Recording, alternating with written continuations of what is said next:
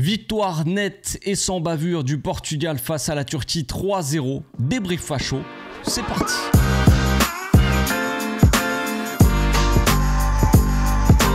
Au passage, n'hésite pas à nous rejoindre si c'est pas encore fait et à partager la chaîne autour de toi, ça fera plaisir à tonton. Que cette équipe du Portugal est agréable à voir jouer, franchement c'est sympathique. On le sait sur le papier, la sélection, le Portugal fait partie des meilleurs effectifs d'Europe. Tout simplement, il n'y a pas d'autre mot. Maintenant, souvent on est un petit peu déçu. Souvent, ça bégaye un petit peu. Beaucoup d'ego aussi dans cette équipe du Portugal. On a l'impression que certains veulent jouer un petit peu trop perso. Attention, je vous vois venir. Je ne parle pas forcément de Christian. Évidemment, Christian, souvent, on a tendance à le pointer du doigt quand il s'agit de jouer de manière égoïste. Et il a fait taire les critiques. Oui, monsieur. J'ai trouvé que c'était limite le moins égoïste sur le terrain, enfin côté Portugal en tout cas, cet après-midi quoi. Et ça c'est assez rare pour le souligner. Donc vraiment un bon match collectivement de la part de Ronaldo. Bravo. J'ai applaudi Cristiano Ronaldo. Oui, je ne vous cache rien. J'ai applaudi de toutes mes forces, de toutes mes mains, parce que c'est incroyable. On a tous vu vous savez tous de quel moment je parle du match. Quand Ronaldo arrive face au goal, il n'y a personne. Alors certes, il n'est pas vraiment face, il est un peu sur la droite, donc bon.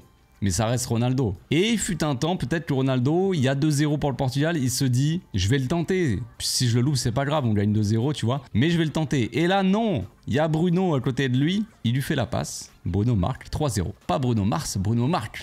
Oh, je vais m'arrêter. Donc ouais, franchement, un Ronaldo plutôt altruiste, et ça fait plaisir aussi. Moi, c'est ce que j'attendais.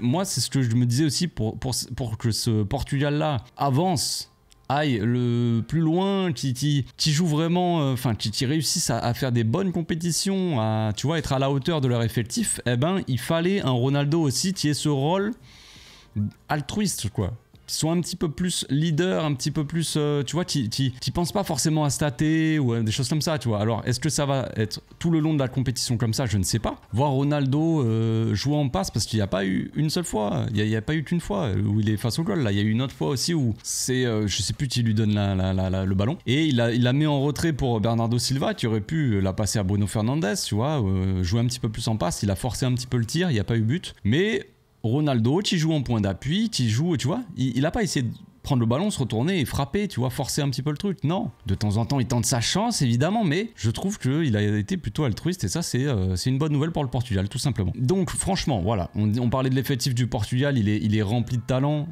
Déjà en tant que titulaire, il y a des Leao, des Vitinha qui a été monumental cette saison avec le PSG, Nuno Mendes aussi très très fort, Nuno Mendes latéral gauche, il y a Joao Cancelo qui a été aussi très bon avec le Barça même si la fin de saison était un petit peu plus compliquée, bon voilà, mais toujours aussi bon. Il y a du Bernardo Silva, du Bruno Fernandes.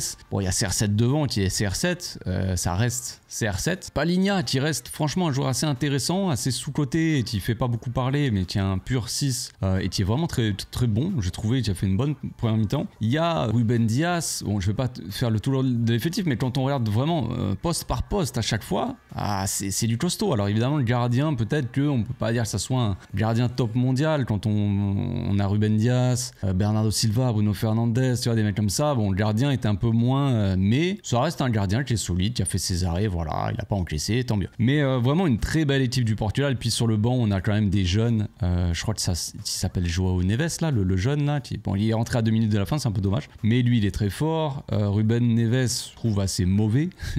Heureusement qu'on l'a pas pris au Barça. Je suis vraiment pas fan de ce gars-là quand il est rentré. La différence avec Palhinha dans l'intelligence, la distribution, voilà, c'est pas la même chose. Mais vraiment, on a des joueurs de banc qui peuvent apporter. Il y a du talent, il y a du jeune talent. Il y a aussi, alors je sais plus, c'est Antonio Silva, je crois, en défense, qui est pas mauvais aussi. Vraiment, on a un mélange de jeunesse et d'expérience avec cette équipe du Portugal et c'est bien.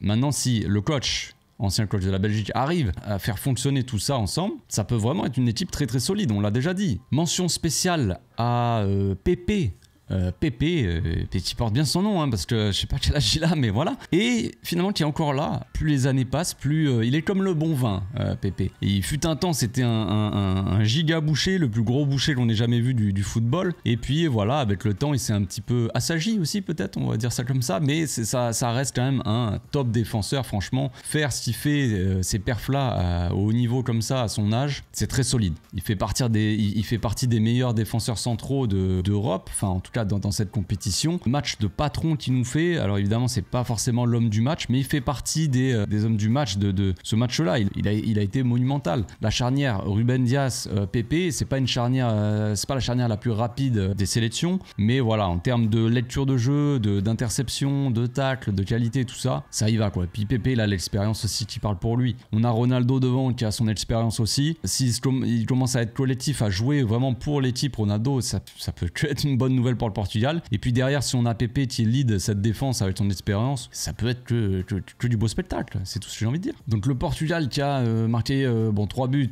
Bon, encore une fois, ce bon vieux CSC qui est là pour frapper. Beaucoup de CSC pendant l'Euro. Franchement, pas mal de CSC. Et puis encore une fois, là, c'est assez clownesque, hein, ces pauvres Turcs qui avaient bien démarré le match, franchement. J'étais étonné de ne pas voir Arda Güler. Alors je suis pas trop la Turquie, donc je peux pas dire si il a sa place de titulaire ou pas. On sait qu'il est jeune, voilà, qui vient un peu d'arriver aussi. Mais j'ai été étonné de ne pas le voir titulaire. Mais bon, ils ont quand même bien démarré le match. Ils ont des ailiers qui sont performants. Je crois que le numéro 7, si je me trompe pas, c'est lui qu'on avait affronté avec le Barça contre Galatasaray. Donc plutôt solide. Un début de match intéressant où ils arrivaient quand même à se procurer quelques occasions.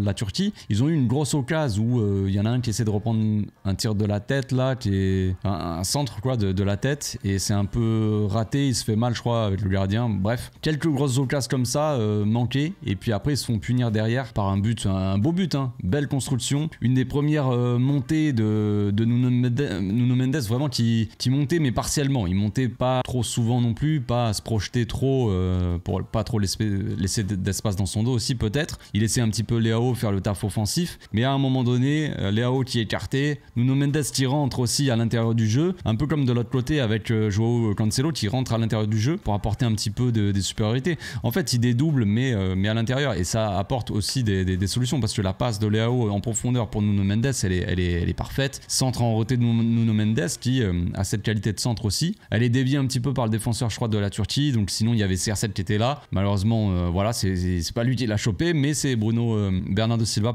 derrière qui était là et qui reprend parfaitement. Ça fait 1-0. C'est assez net et puis c'est assez dominateur. Je veux dire, le Portugal était quand même bien au-dessus collectivement de la Turquie, même si la Turquie avait ses petites cartes à jouer. Après, je pense qu'ils sont un petit peu malheureusement flingués le moral, parce qu'il y avait 15-0. Hein. Il y avait 15-0. C'est sur une mésentente de Cancelo et CR7. CR7 qui fait son appel. Cancelo qui tarde un peu peut-être à lui donner. Il lui donne au moment où CR7 il arrête son appel. Tu vois que les deux ils sont là, machin, tu vois. À se dire ouais, ils sont pas contents, tu vois, et au final le défenseur central qui plombe un petit peu son équipe, parce qu'après, gros coup au moral, tu prends un CSC comme ça aussi clownesque, 2-0 avec un Portugal qui est supérieur à toi collectivement, ça devient compliqué.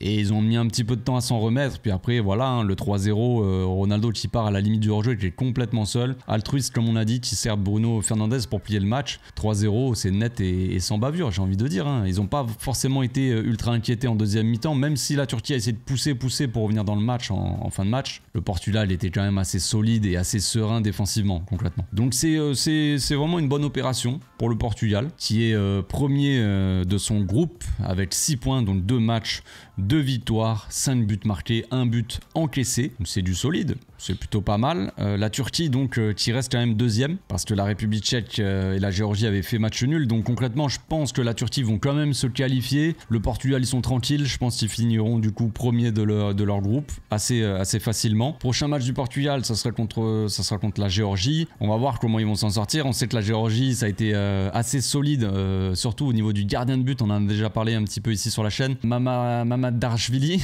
compliqué à prononcer, le gardien de la Géorgie et du FC Valence, très solide, qui a fait 11 arrêts je crois cet après-midi, qui a sauvé, qui a empêché 3 buts concrètement, 3 buts clairs pour son équipe, donc vraiment très solide. On verra si le Portugal arrive à marquer autant de buts, on va dire, contre la Géorgie, mais je pense qu'ils pourront sereinement faire tourner un petit peu reposer quelques joueurs. On a vu aussi là par exemple en première mi-temps, Leao et Palignac ont pris un jaune. Deuxième mi-temps direct, changement, le coach qui prend pas trop de risques. On a vu ça dans d'autres matchs aussi avec d'autres équipes de l'Euro. Des coachs qui n'hésitent pas à sortir certains joueurs qui prennent des jaunes direct en première mi-temps. Pas, voilà, pour pas prendre de risques. Puis le Portugal était quand même serein. Ils avaient, je crois qu'il y avait que 2-0 à ce moment-là, mais il y avait 2-0, il y avait un petit peu de maîtrise. Puis quand sur le banc, tu as des Ruben Neves qui, même moi si je suis pas fan, ça reste un joueur quand même d'expérience. Voilà, tu sais qu'il va pas te faire n'importe quoi. Neto aussi qui est rentré. Je l'ai pas trouvé exceptionnel le Neto. Je connais pas énormément ce joueur, mais j'ai pas trouvé foufou. J'ai trouvé un petit peu trop.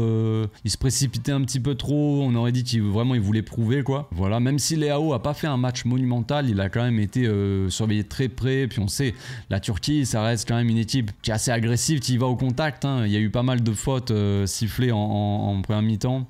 Des deux côtés un petit peu, mais les Turcs ils sont assez agressifs quand même. Donc on verra pour la suite de la compétition. Le Portugal, je pense qu'ils de toute façon vont sortir assez facilement de leur groupe, ils vont finir premier. On verra sur qui ils vont tomber quand ils sortiront de leur groupe, mais bon voilà, la voie est royale on va dire, pour au moins les huitièmes, puis après plus je pense. Le Portugal je pense qu'ils vont au moins aller en quart de finale facile. Après on verra, ça risque de toute façon de se compliquer. On se retrouve bientôt pour une nouvelle vidéo. D'ici là, portez-vous bien, passez une agréable soirée devant la Belgique ou la Roumanie, si vous êtes pour la Roumanie évidemment. Bonne soirée, ciao.